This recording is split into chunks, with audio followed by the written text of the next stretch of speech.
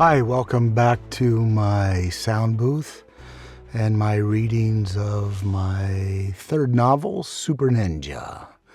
If you've watched some of the other videos, you know these are raw, unedited, unfiltered, unprocessed reads. Doing my best to read straight through it, whether I make mistakes or have to have a drink of water or stumble over the words or screw up in any other way. The edited version will be what I release, but I thought these could be very instrumental and hopefully inspiring and entertaining, maybe for the story as much as all my screw-ups. So this is chapter 2 of my book, Super Ninja, and this is actually only 8 pages into the story, and it's my first attempt at trying to do a couple voices.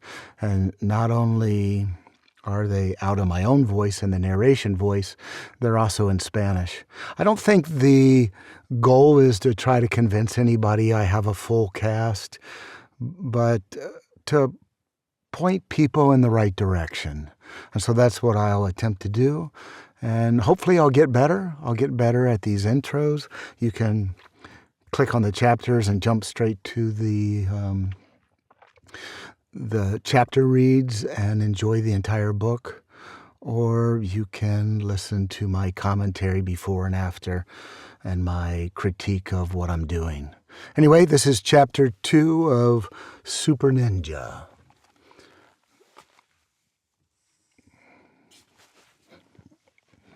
It would help if I plugged in the headphones.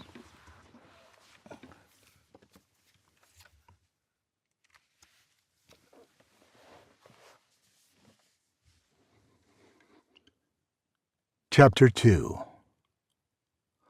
A common factor of all big city alleys was the smell. The smells of garbage, of stale beer and piss and vomit created an unholy miasma that was instantly recognizable anywhere in the world, while the steam of last night's rains, percolating with the aroma of fresh ground coffee, fried bacon, and caramelized plantains, made it distinctly Miami. Plenty of light, but the sun wasn't yet high enough, nor the sounds of the kitchen through the open barred windows and grated doorways loud enough to chase all the rats in the alley away. 2 of the 3 boys, only one of which could legally be called a man, added their own contributions and pissed against the brick walls, oblivious to the splashing onto their shoes. Zipping up, the youngest of the 3, named Angel, by a mother in a moment of wishful thinking, spied a cat too territorial to run away. The boy kicked loose a small chunk of pavement from the broken tarmac and let it fly.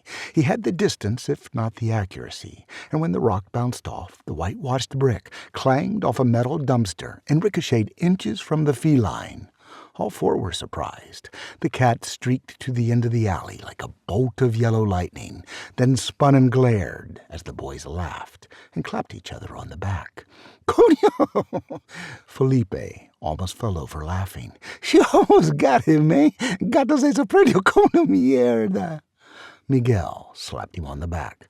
I told you, hermano. Yes, give up the gangster life and play baseball.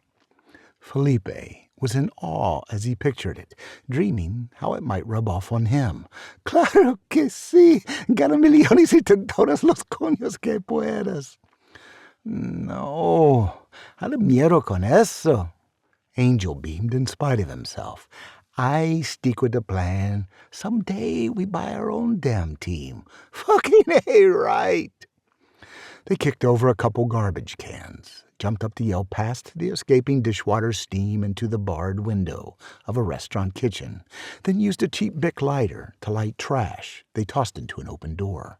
When the cook came out screaming with a gleaming steel cleaver, they took off up the alley, tripped and laughed their way across the street.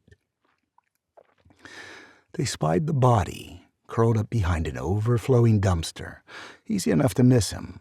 The man so covered in a bundle of filthy rags as to look like another pile of the garbage. Mierda. It took Angel prodding the inert figure with his foot to determine the man was still alive, old and grizzled, sick or just passed out. The boys looked around, saw no one else, and grinned as Angel kicked the man harder. Felipe laughed. "Man, this gringo is fucking out of it." Pushed at the body with his own foot. Then harder. The man farted, grunted, and his eyes popped open, staring upward. Startled, both boys jumped back. "Fucking A!"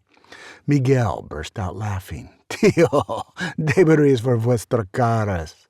Man, you should have seen your faces. Angel colored, turned away to hide his embarrassment. His foot snapped out to kick the old man again. Hard. The other two were still laughing, but jumped at the chance to torture a defenseless man. Soon the sounds of shuffling feet and kicks and grunts of pain became muffled thuds of leather against thick cloth and the ragged breaths of the three boys. Angel stopped, and the three looked down at the unconscious man. Angel pulled out a pack of smokes, lit one up, and passed it around like a joint to be shared as the boys gazed at their bloody handiwork, grinning and proud of themselves. "Check his pockets, man."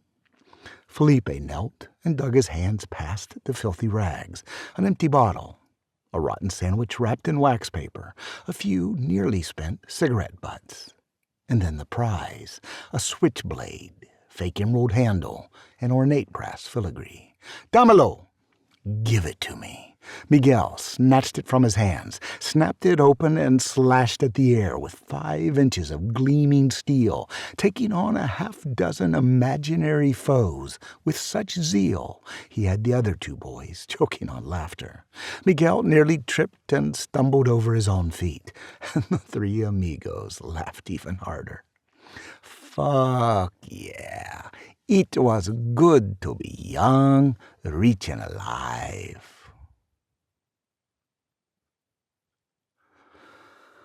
Okay, another chapter. Each chapter, of course, has its own challenges. Super Ninja is composed of 100 short chapters. Some are, twice, 3 times this long, but that's about it. So somewhere between 5, 6, 7 minutes and, 10, 12, 15 minutes maybe at the max. So I hope you enjoy, and there's so much more for me to learn and, try to share the lessons that I find and discover as I go, and hopefully get you out there to create your own stories and to realize how much value there is in doing this. I obviously could have saved a lot of money, probably by hiring a professional who knew what the heck they were doing. But I'm not so sure how much I would have learned, if anything. So welcome to Super Ninja and Kely Reads, and, like and subscribe, and hopefully follow along the story. Hopefully I'll have a playlist in a couple months, and you'll have a few hours where you could listen back to back and listen to the whole audiobook free. And you're very welcome to. And I appreciate you coming in and listening, and feel free to comment as much as you want. Trash, ask questions, anything you want to do, it's fine. At the early stages, I can interact with probably everybody. So welcome, and thanks again. Bye.